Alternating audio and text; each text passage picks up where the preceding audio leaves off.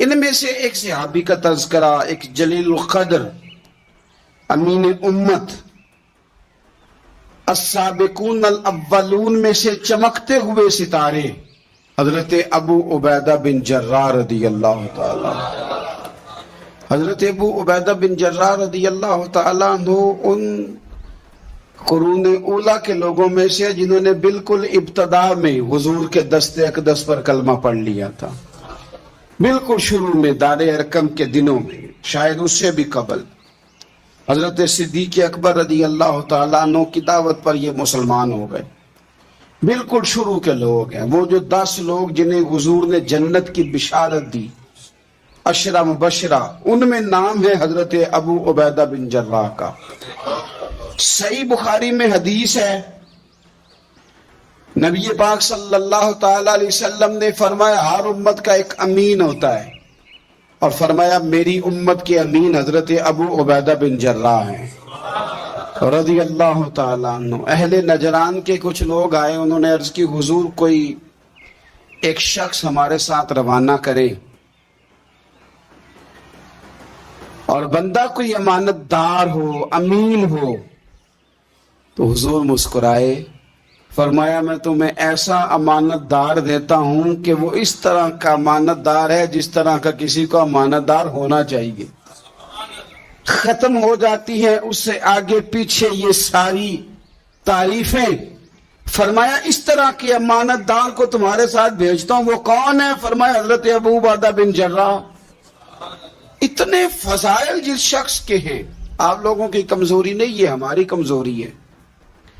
ہم نے چاند ایک صحابہ کے تذکرے کیے، باقی بزرگ ترین شخصیات امت کے سامنے آنے سے وہ اس لیے رہ گئیں کہ ہماری ترجیحات کچھ اور چیزیں تھیں، ہمارے فکر کی جولانیوں میں کچھ اور چیزوں نے جوش زیادہ مارا۔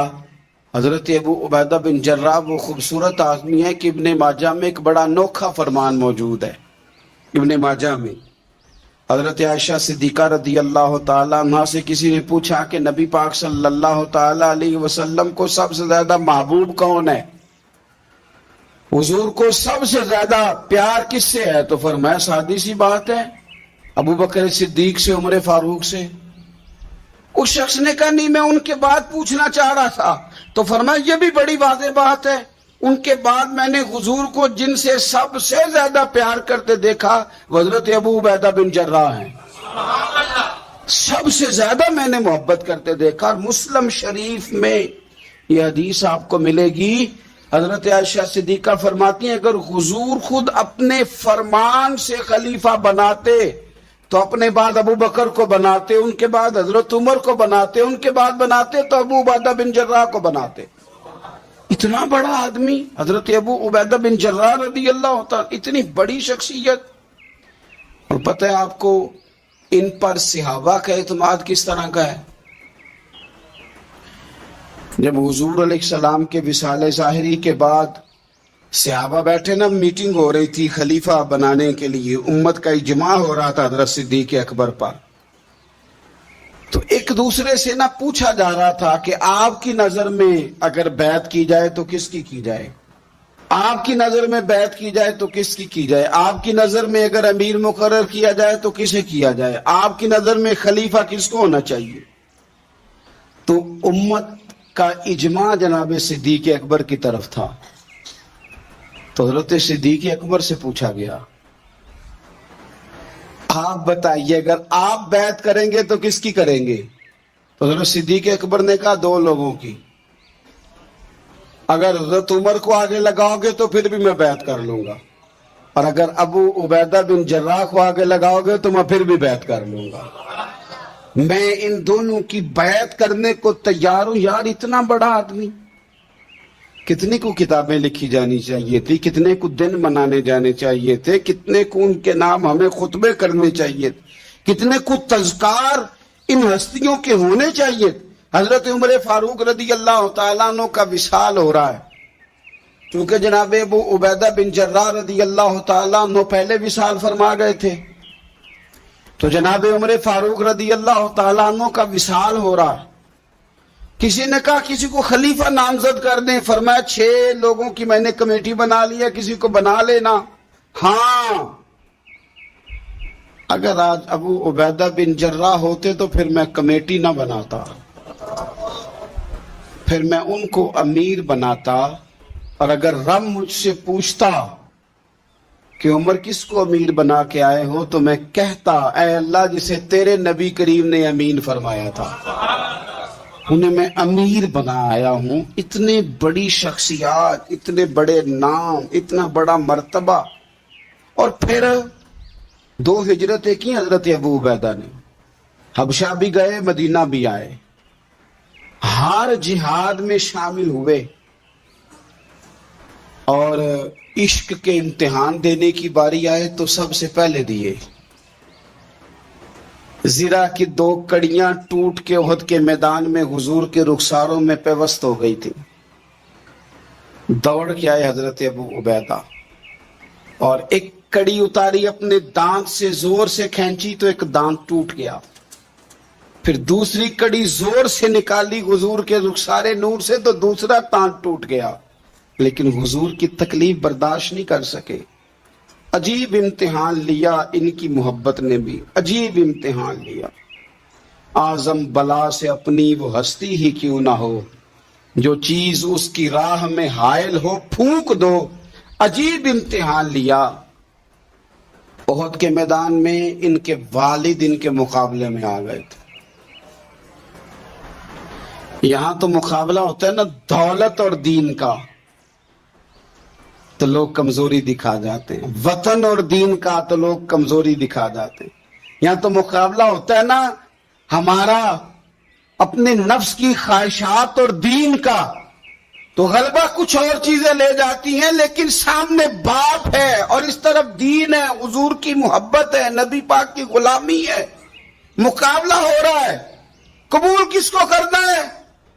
حضرت ابو عبیدہ نے پھر فیصلہ کیا، میدان احد میں تلوار اٹھائی اور باپ کی گردن کاٹ کے پھینک کے لوگوں کو بتایا کہ کائنات میں ہم سب سے بڑھ کے پیار کرتے ہیں تو مدینے والے محبوب سے کرتے ہیں۔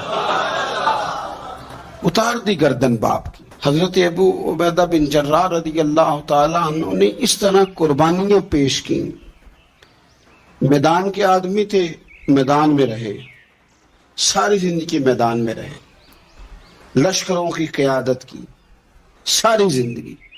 حضرت ابوبکر صدیق رضی اللہ تعالیٰ عنہ نے ان کو جہاد کے لیے بھیج دیا تھا۔ حضرت عمر کا بڑا اعتماد رہا۔ دوستی کس سے تھی؟ حضرت معاذ بن جبل سے۔ گہرے دوست کون تھے؟ حضرت خالد بن ولید۔ ان لوگوں سے گہری دوستی تھی۔ سادہ بود و باشت، سادہ کھانا، سادہ اٹھنا بیٹھنا، سادہ مزاج۔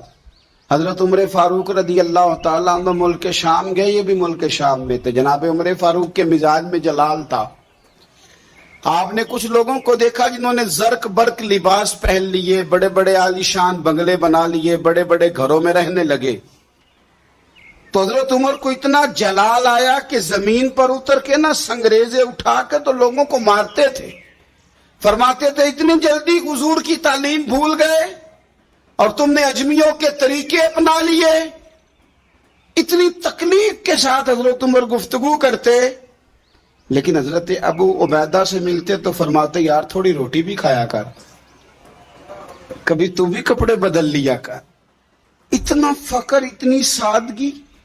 اولین لوگوں میں سے جن کے لیے لوگ مسلمانوں کا امیر المومنین بنانے کی باتیں کر رہے ہیں، حضرت عمر ملنے گئے تو کسی چٹائی کے ٹکڑے کی تہ 2-3 لگا کے گھوڑے پہ اس کو رکھ لیا جاتا تھا سواری کرنے کے لیے تاکہ پسینہ نہ آئے۔ اسی کو اتار کے نا تو سرہانہ بنا کے بیٹھے لیٹے ہوئے زمین پہ۔ حضرت عمر ملنے گئے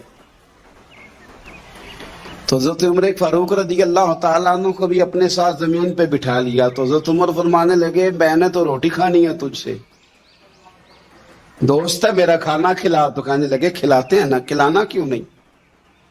یہ بھی لوگ تھے، اسی دھرتی پہ رہتے تھے۔ ان لوگوں کو نا کسی چیز نے اپنے قبضے میں نہیں لیا، نہ عورتوں کی باتیں انہیں بہلا سکیں، نہ بچوں کی خواہشات کے ہتھے چڑھے، نہ زمانے کی تیز دوڑ میں شامل ہوئے، نہ کسی کہانی کا حصہ بنے، نہ لوگوں کی یہ باتیں کہ دور بدل گیا، کوئی چیز ہے بھی نہیں ہوئی، اس لیے کہ انہوں نے فقیری مدینے والے محبوب سے سیکھی تھی۔ فقر میرے نبی کریم علیہ السلام سے سیکھا تھا، فقر تازہ تھا، ذہن وسیع تھا۔ حضرت سیدنا عمر نے کہا روٹی کھانی ہے تو تھیلے میں ہاتھ ڈالا، 2 خشک ٹکڑے روٹی کے نکالے اور فرمایا کھا لے، تو حضرت عمر نے پکڑ کے منہ میں رکھے، چبائے، اور جناب عمر رو پڑے، فرمانے لگے ہر بندے کو دنیا نے اپنے قبضے میں کر لیا ہے، لیکن ابو عبیدہ تو آج بھی بچا ہوا ہے، دنیا تجھے اپنے جال میں پھنسا نہیں سکی، تو قابو نہیں آیا، تو آج بھی اپنی جگہ پہ قائم ہے، تو وہیں کھڑا ہے جہاں مدینے والے محبوب نے ہمیں کھڑا کیا، تو وہیں کھڑا ہے یار۔ اتنے حسین آدمی، اتنا بڑا نام، اتنا بڑا قد، اتنا بڑا کردار، اتنا بڑا حسن، ہزاروں کی فوج کے سپہ سالار ہیں، اگر میں کہہ دوں چیف آف آرمی سٹاف ہیں، میرا خیال ہے میری بات غلط نہ ہوگی، اتنی بڑی فوج کے سپہ سالار، اور اس فوج کے سپہ سالار جس میں کئی دفعہ سپاہی بن کے حضرت خالد بن ولید بھی لڑائی کر رہے ہیں، اتنی بڑی فوج کو کمان کرتے ہیں، لباس وہی سادہ، غذا وہی سادہ، انداز وہی۔ رومی بہت بڑی طاقت سمجھتے تھے اپنے آپ کو۔ جناب عمر کے زمانے میں ان کے خلاف لشکر کشی ہوئی، امیر کون ہے؟ حضرت ابو عبیدہ، ہاتھ میں تلوار پکڑی، گھوڑے پہ بیٹھے چلے گئے، محاصرہ کر لیا رومیوں کا، گھیر لیا۔ اب رومیوں نے کچھ تھوڑی سی مزاحمت کرنے کی کوشش کی، باہر آئے، لیکن کچھ بھی نہ ہو سکا، منہ کی کھا کے واپس اندر چلے گئے۔ کئی دنوں سے حضرت ابو عبیدہ کی فوج نے محاصرہ کیا ہوا ہے، جب تنگ آ گئے تو پیغام بھیجا کہ ہم صلح کرنا چاہتے ہیں۔ فرمایا صلح تو مسلمانوں کا پسندیدہ کام ہے، آ جاؤ۔ انہوں نے کہا جی ہم جزیہ دے دیں گے، ہم کسی طریقے مسلمانوں کے اطاعت میں آ جائیں گے، آپ ہم سے بات کریں۔ فرمایا بھیجو۔ ان کا سپہ سالار آیا، انہوں نے روب ڈالنے کے لیے نا مسلمانوں پہ سپہ سالار کو بڑے قیمتی کپڑے پہنائے، زرق برق لباس، عالی شان پوشاکیں، 5-7 لوگ ساتھ، یہ لوگوں کا طریقہ ہوتا ہے۔ وہ پریشر ڈالنے کے لیے لوگ کرائے کا مکان بھی خرید لیتے ہیں، کرائے کی کار بھی حاصل کر لیتے ہیں، لوگوں کے برتن بھی استعمال کر لیتے ہیں، کسی کے گھر سے فرنیچر بھی منگوا لیتے ہیں۔ تو آپ نے نا وہ زرق برق لباس پہنے ہوئے ان لوگوں کو آتے دیکھا۔ اب وہ بڑے اپنے انداز میں تو روب ڈالنے کے لیے آئے تھے نا، تو آ کے پوچھا مسلمانوں کے امیر کہاں ہیں لشکر کے؟ تو انہوں نے کہا ادھر ہی تھے، یہی کہیں ہوں گے۔ وہ بڑا حیران ہوا کہ ہم تو بڑے لاؤ لشکر کے ساتھ ہیں۔ یاد رکھ لیں روب کپڑوں کا نہیں ہوتا، روب کردار کا ہوتا ہے۔ پھر پوچھا کہاں ہیں؟ نے کہا جناب وہ سامنے خیمے میں دیکھ لو۔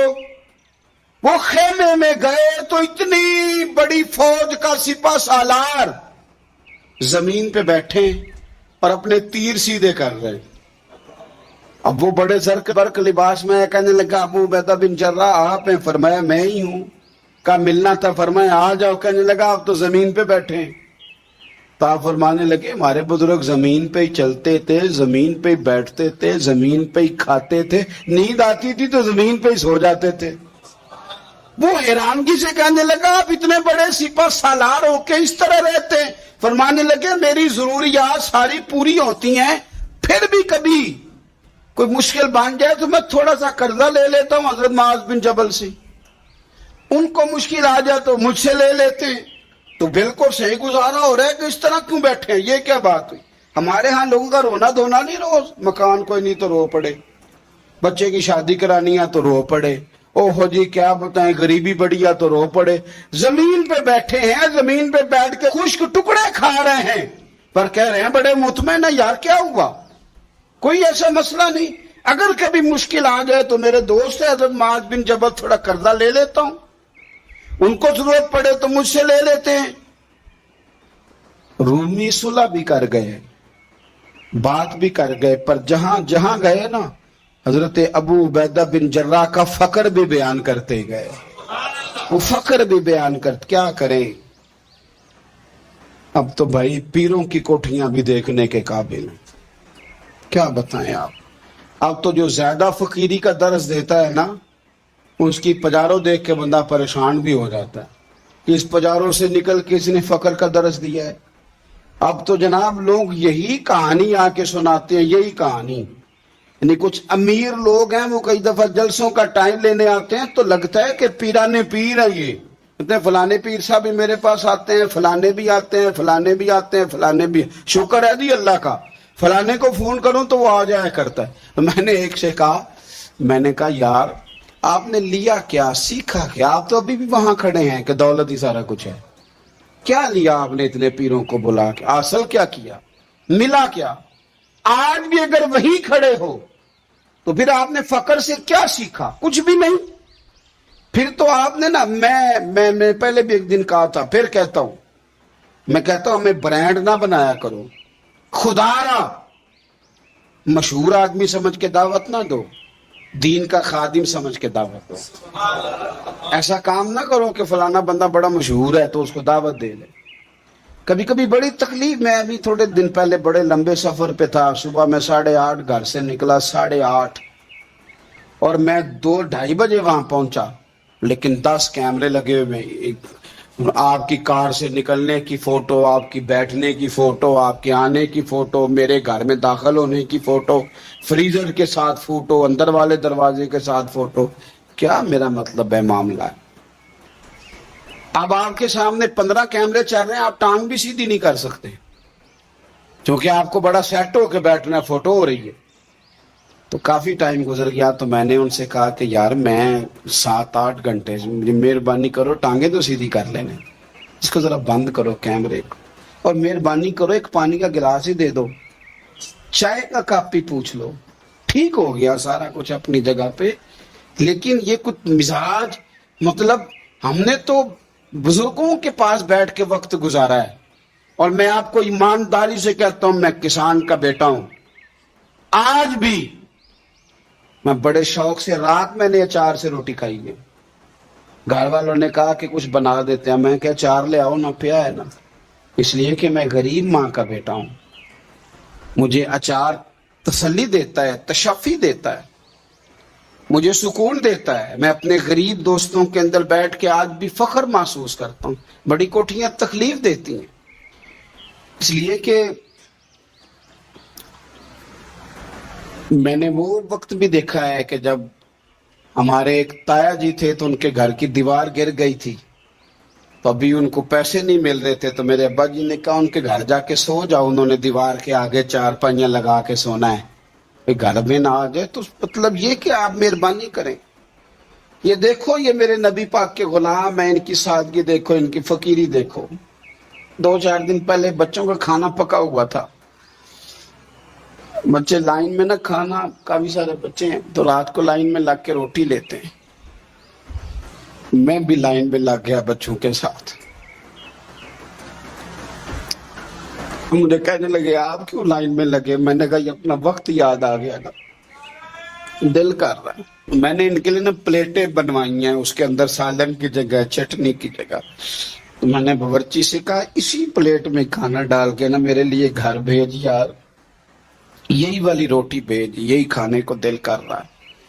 یہ آپ کا اصل ہے، یہ آپ کا اصل ہے. مہنگے کپڑے آپ کا اصل نہیں ہوتے، وہ تو برانڈ ہے. اس میں تو آپ بیٹھتے ہیں تکلف سے کہ ان کو سلوٹیں نہ پڑ جائے.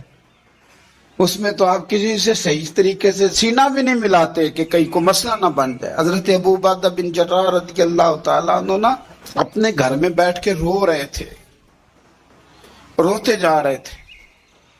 تو کسی نے کہا کیوں رو رہے ہیں؟ مسند امام احمد بن حنبل میں موجود ہے. فرمانے لگے نبی پاک علیہ السلام نے مجھے ایک دن کہا تھا کہ فتح ہو جائے گی، بڑے بڑے علاقے فتح ہوں گے، تو اپنے آپ کو سنبھال کے رکھنا. 3 خادم تیرے لیے کافی ہیں، ایک جو گھر میں کام کاج کرے کہ جو تیری خدمت کرے کہ جو تیرے سفر میں جائے، اور 3 سواریاں تیرے لیے کافی ہیں۔ زیادہ لوگوں نے بڑے بڑے جانور رکھے ہوتے تھے نا، 3 سواریاں ابو عبیدہ تیرے لیے کافی ہیں، ایک تیرے سفر کے لیے، ایک مال و اسباب اٹھانے کے لیے، ایک تیرے غلام کے لیے، زیادہ مال نہ جمع کرنا۔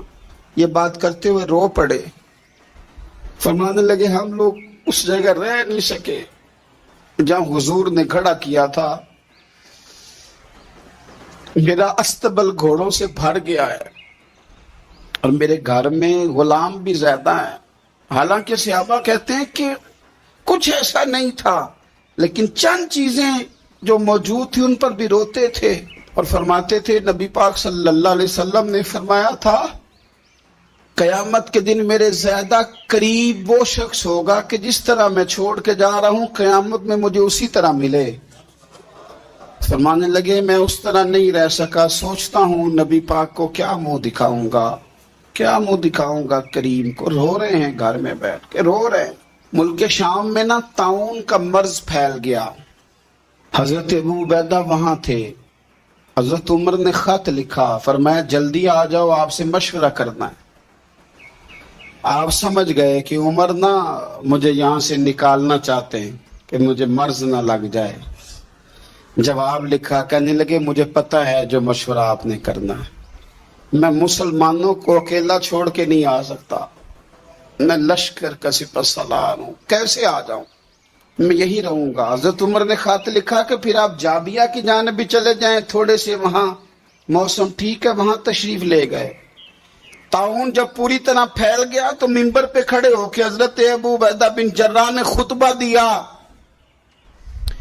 فرمانے لگے اس مرض سے گھبرانا نہ، تم سے بہت پہلے جو صالح لوگ تھے، نیک لوگ تھے، وہ اس مرض کی وجہ سے وصال کر گئے، یہ نیک لوگوں کی موت کا سبب بنا ہے، لوگوں گھبرانا نہ۔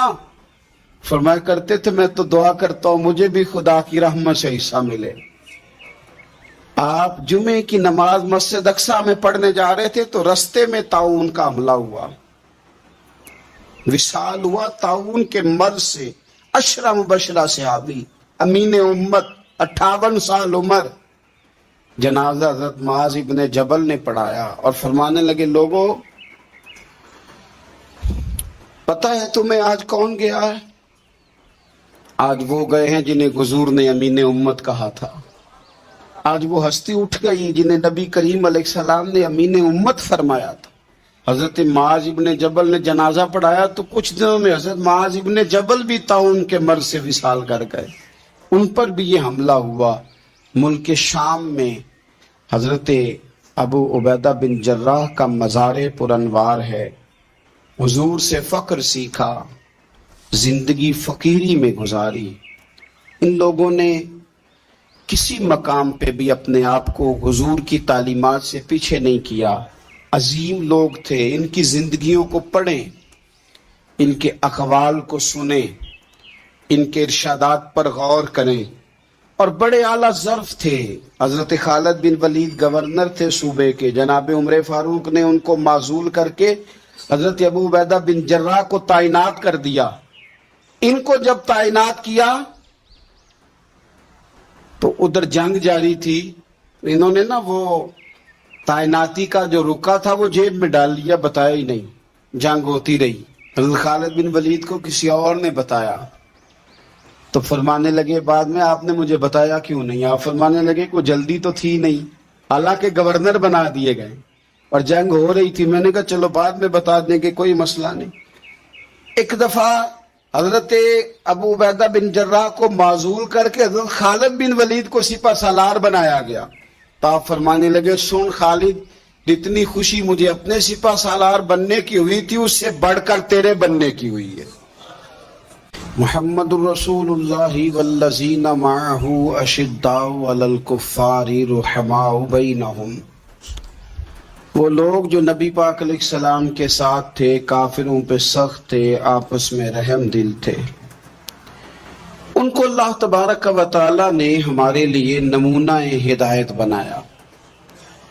قرآن مجید فرقان حمید نے منافقین سے بھی یہی مطالبہ کیا تھا کہ تم اس طرح ایمان لاؤ جس طرح صحابہ ایمان لائے. وَإِذَا قِيلَ لَهُمْ آمِنُوا كَمَا آمَنَ النَّاسُ، جب ان سے کہا جاتا کہ اس طرح ایمان لاؤ جس طرح یہ لوگ ایمان لائے، تو وہ چونکہ منافق تھے ان کا جواب بھی منافقوں والا تھا. قَالُوا وَنُؤْمِنُ كَمَا آمَنَ السُّفَهَاءُ، تو کہنے لگے کہ ہم اس طرح ایمان لائیں جس طرح یہ بیوقوف ایمان لے آئے.